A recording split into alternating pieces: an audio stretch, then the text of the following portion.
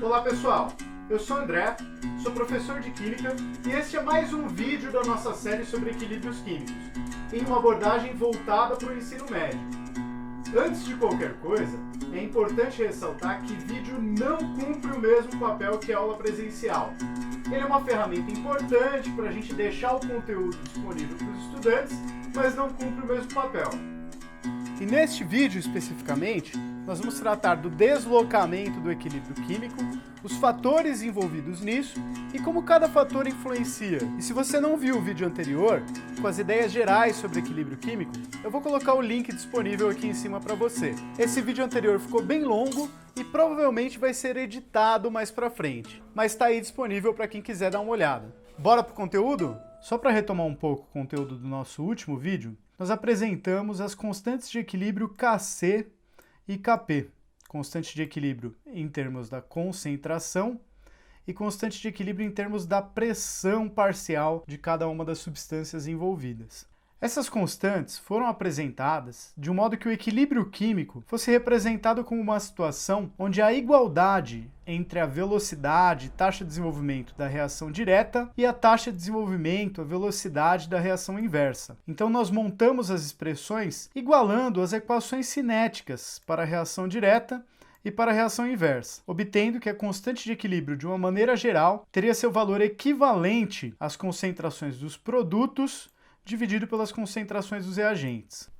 E aqui é importante chamar a atenção para o fato de que a constante de equilíbrio só muda o seu valor em função da temperatura. Diferente do que possa parecer, ela não é uma função das concentrações. Ela é um número fixo, se a temperatura for constante, que dá as proporções entre concentrações de produtos e reagentes no equilíbrio químico. E neste momento, eu apresento para vocês um princípio muito importante que nós sempre temos que levar em conta quando tratamos de deslocamento de equilíbrios químicos. Este é o princípio de Le Chatelier. E a ideia que ele traz é que se for feita algum tipo de alteração, seja de concentração, temperatura, pressão, a um sistema químico que estivesse inicialmente em equilíbrio, a composição do sistema vai mudar, vai se deslocar no sentido de contrariar a alteração que você fez sobre o sistema. Então, é como se um sistema físico-químico que está inicialmente em equilíbrio vai reagir de modo a anular qualquer alteração que você tente fazer sobre ele. Os fatores que vão poder influenciar no deslocamento de equilíbrio químico são, por exemplo, a concentração das substâncias envolvidas, sejam elas reagentes ou produtos, a pressão sob a qual o sistema está submetido, a temperatura no qual o sistema é mantido, e elas vão ter diferentes influências sobre o equilíbrio químico. Concentração e pressão alteram o equilíbrio químico de um modo que o sistema tenda a buscar o estado de equilíbrio anterior à perturbação que ele sofreu. Então, o estado de equilíbrio final será o mesmo estado de equilíbrio inicial. A constante de equilíbrio se manterá a mesma, se manterá em um mesmo valor. E isso vai acontecer a custo de mudanças na composição química do sistema. Já o efeito da temperatura, ele é um pouco diferente. Vocês se lembram que a constante de equilíbrio só pode ser chamada de constante caso a gente considere que a temperatura se manteve constante, que há um valor de Kc ou de Kp, a depender de qual é a temperatura do sistema. A influência da temperatura ela vai ser tal que o sistema vai buscar um novo estado de equilíbrio. Um novo estado de equilíbrio que seja compatível com aquela nova temperatura. E eu reforço aqui para vocês que catalisador não desloca o equilíbrio químico, não altera as proporções entre produtos e reagentes no equilíbrio. O catalisador reduz a energia de ativação, tanto da reação direta como da reação inversa, aumentando assim as duas velocidades. Deste modo, o catalisador só faz o equilíbrio químico ser atingido mais rapidamente, sem alterar as proporções entre as substâncias no equilíbrio. Agora nós vamos analisar especificamente a ação de cada um desses parâmetros sobre o deslocamento do equilíbrio químico. Vamos lá. E o primeiro fator que a gente vai levar em conta é o efeito da concentração das substâncias químicas envolvidas no processo. Vamos começar analisando pelo efeito das concentrações dos reagentes de uma dada reação química. Então eu tomei como exemplo aqui a reação do tricloreto de fósforo com o gás cloro formando o pentacloreto de fósforo. O que aconteceria se eu aumentasse a concentração de qualquer um desses reagentes, ou do tricloreto de fósforo ou do gás cloro? Seguindo o princípio de Le Chatelier, a composição do sistema vai se alterar de um modo a contrariar aquela alteração que eu provoquei sobre ele. Então, se, por exemplo, eu aumento a concentração de tricloreto de fósforo, o sistema químico vai reagir de um modo a consumir tricloreto de fósforo e formar pentacloreto de fósforo. É evidente que isso só pode acontecer se eu tiver gás cloro em quantidades suficientes para que haja reação química. Mas mesmo que eu altere a concentração de um único reagente, o deslocamento de equilíbrio se dará no sentido da formação dos produtos. O mesmo ocorreria se eu aumentasse a concentração de gás cloro. O sistema vai reagir no sentido de consumir gás cloro e formar pentacloreto de fósforo. Mas por outro lado, o que aconteceria se eu diminuísse de alguma forma a concentração dos reagentes? Ao diminuir de alguma forma a concentração do tricloreto de fósforo, o sistema químico, de acordo com o princípio de Le Chatelier, vai reagir de forma a consumir pentacloreto de fósforo, que é o nosso produto da reação, para restaurar tricloreto de fósforo. O mesmo aconteceria se eu de alguma forma retirasse gás cloro do sistema de reação. O pentacloreto de fósforo iria se decompor para repor as concentrações de gás cloro. E se você também gosta de interpretar as coisas matematicamente, pense no seguinte: se a constante de equilíbrio é um número fixo que dá as proporções entre produtos e reagentes no equilíbrio químico, se o sistema está em equilíbrio químico e você aumenta as concentrações de reagentes, você está aumentando o denominador dessa fração. A reação se desloca no sentido de diminuir o denominador e aumentar o numerador, para que a constante de equilíbrio se mantenha. Se você perturba o equilíbrio químico, reduzindo as concentrações de reagentes, você está diminuindo o valor do denominador. Para que a constante se mantenha, o sistema reage de modo a degradar produtos para voltar a formar reagentes. Essa aplicação do princípio de Le Chatelier é muito importante para que a gente manipule um equilíbrio químico de um modo a obter um maior rendimento, maior produção de alguma substância que seja interessante para nós. Se eu tenho uma reação ali com 2, 3, 4 reagentes, seja quantos forem, cujo equilíbrio não seja tão favorável à produção dos produtos, e dentre esses reagentes tem algum que eu tenho em grande abundância, que está bastante disponível para mim, eu posso aumentar a concentração deste reagente, empurrando o equilíbrio no sentido da formação dos produtos, sem necessariamente precisar aumentar a quantidade dos outros reagentes que talvez sejam mais raros, mais difíceis de obter, ou que tenham um maior impacto ambiental, talvez, para sua obtenção.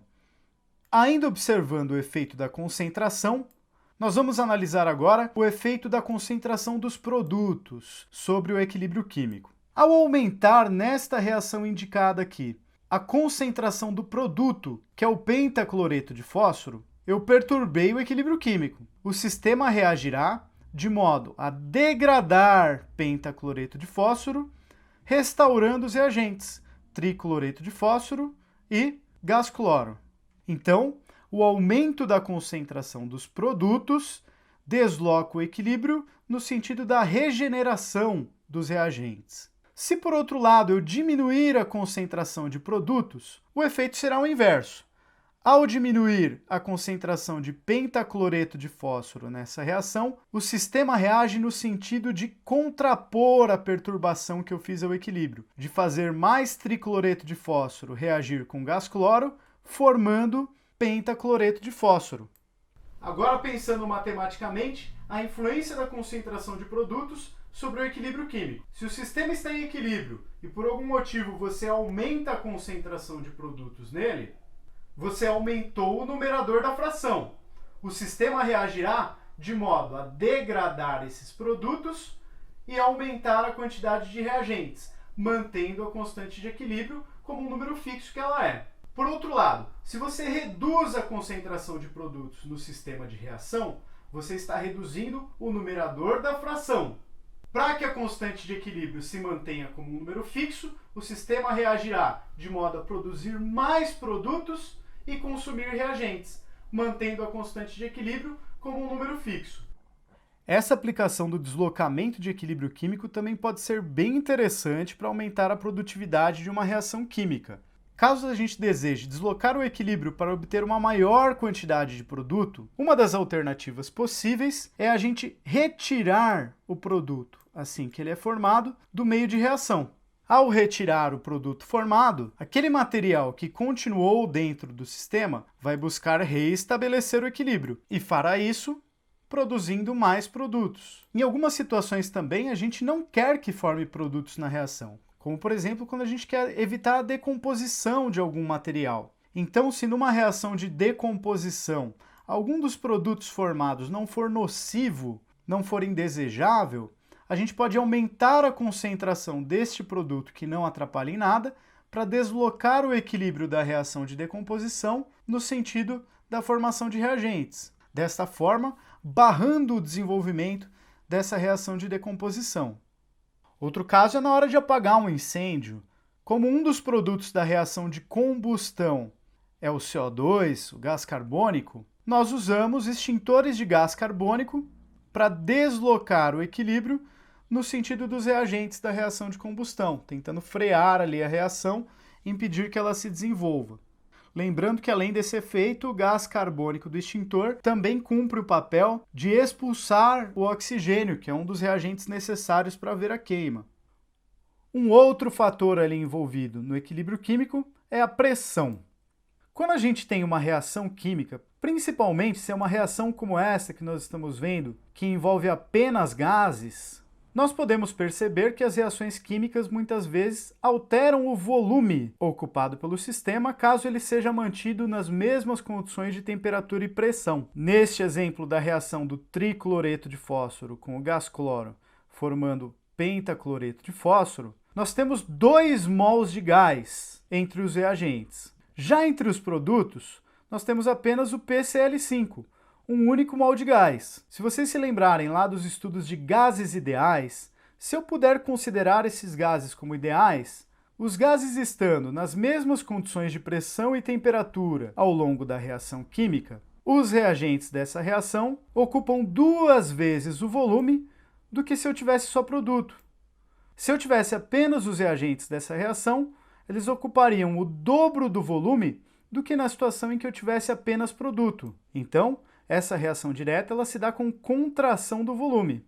Ao contrário, a reação inversa provocaria uma expansão do volume ocupado pelo sistema.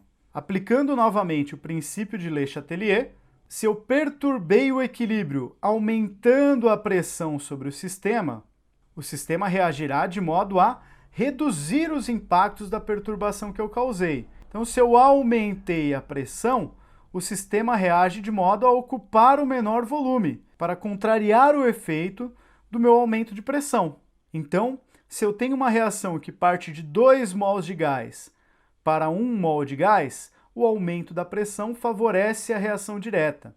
Eu aumentei a pressão sobre o sistema, ele reage de modo a buscar ocupar menos espaço para aliviar o efeito deste aumento de pressão. Ao contrário, se eu provocar uma perturbação do equilíbrio pela diminuição da pressão sobre o sistema reagirá de modo a ocupar mais espaço. No caso dessa reação, a formar as substâncias que ocupam um maior volume, que neste caso são os reagentes. Os reagentes dessa reação representam 2 mols de gás, enquanto o produto da reação apresenta um único mol de gás.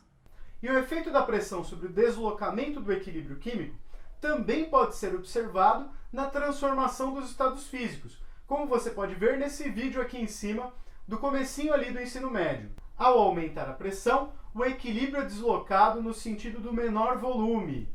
O líquido tem menor volume do que o gás. Se você aumenta a pressão sobre um sistema, você favorece o estado líquido. Dessa forma, é possível condensar um vapor simplesmente aumentando a pressão sobre ele, e a gente explica também o efeito do aumento da pressão sobre a elevação da temperatura de ebulição.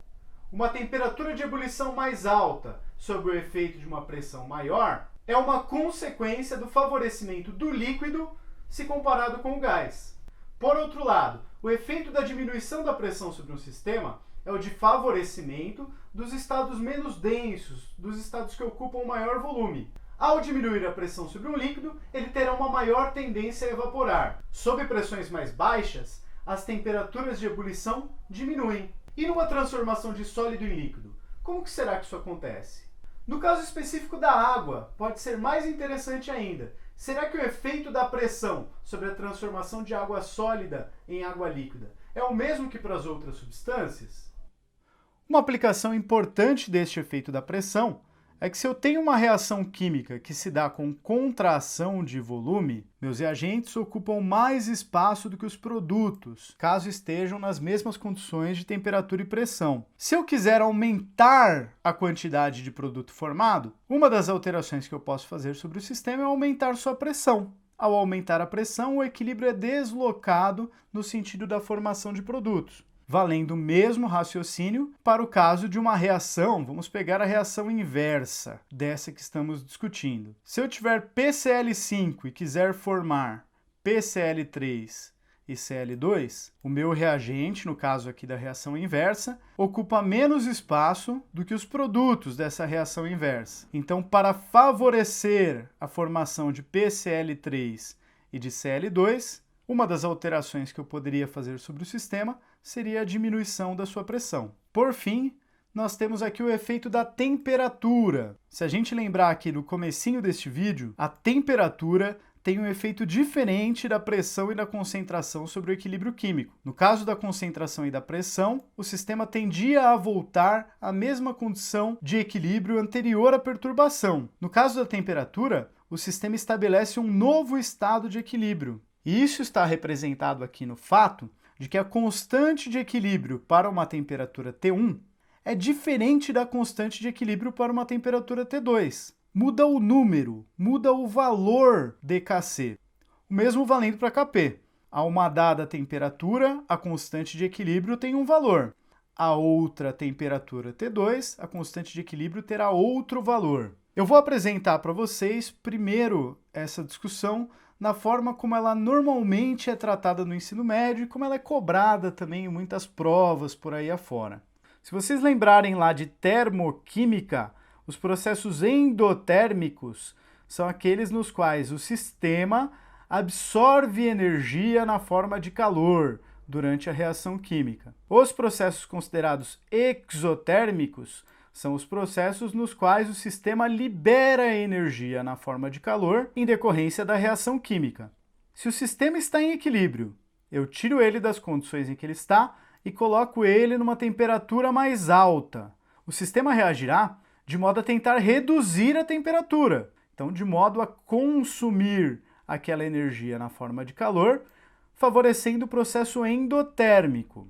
Por outro lado, se eu tiro o sistema do equilíbrio e coloco ele num banho frio, numa temperatura mais baixa, por exemplo, o sistema reagirá de modo a tentar reestabelecer a temperatura que ele tinha inicialmente. Então reage de modo a liberar calor para aumentar a temperatura.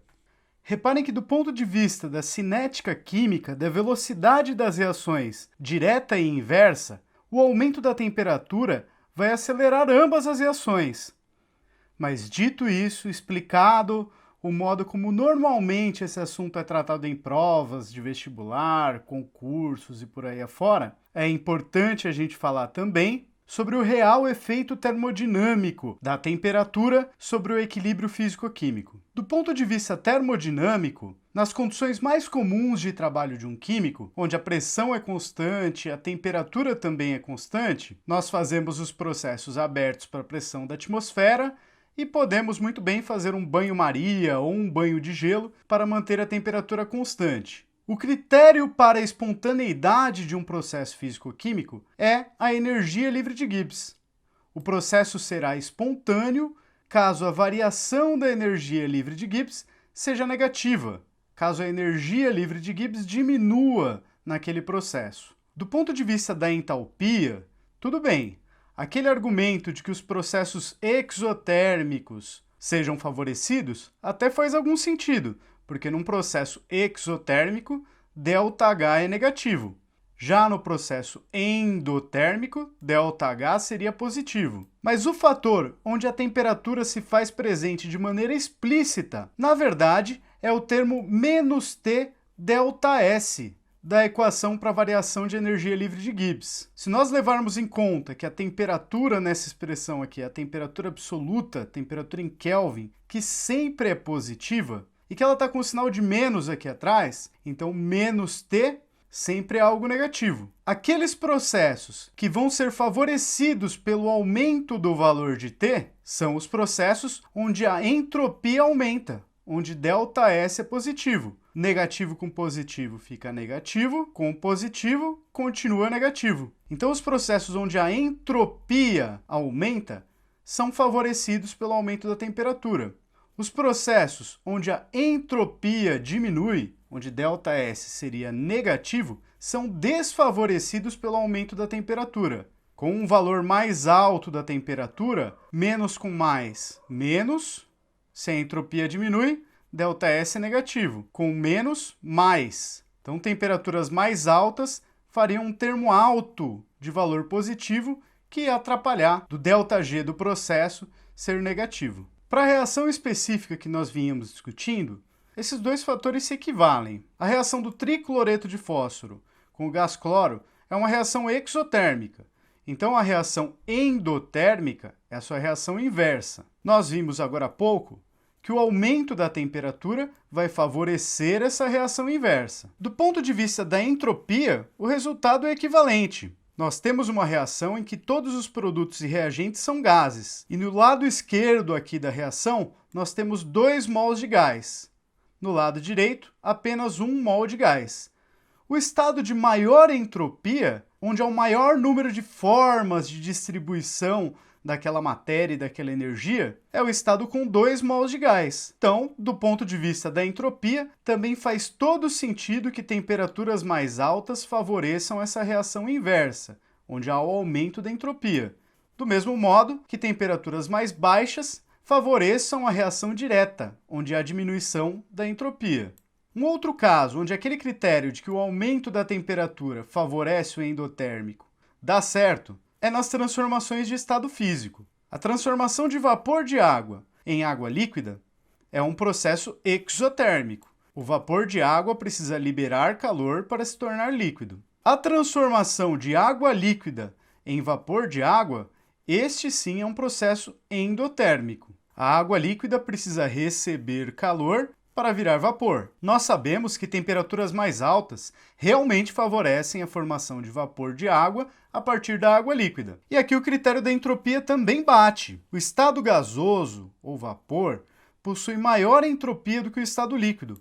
O aumento da temperatura favorece o estado de maior entropia. Por outro lado, a diminuição da temperatura favorece o estado de menor entropia, que neste caso também corresponde ao produto do processo exotérmico. O vapor de água precisa perder energia na forma de calor para se tornar líquido. Agora, tem alguns casos que esse critério do endotérmico e exotérmico dá uns resultados um pouco estranhos. Vamos pensar no exemplo da queima, da combustão completa do gás propano, onde 1 mol de propano reage com 5 mols de gás oxigênio, formando 3 mols de CO2 e 4 mols de água. Como é uma combustão, nós já sabemos que essa reação é exotérmica. Ela libera energia na forma de calor. Parece fazer sentido para vocês que o aumento da temperatura desfavoreça a queima de um gás? Usando aquele critério anterior, se a reação é exotérmica, o aumento da temperatura deveria favorecer a reação inversa, que é endotérmica. Mas parece fazer sentido para vocês eu dizer que o aumento da temperatura joga contra a queima de um gás? Bom, parece que aí o critério não deu muito certo.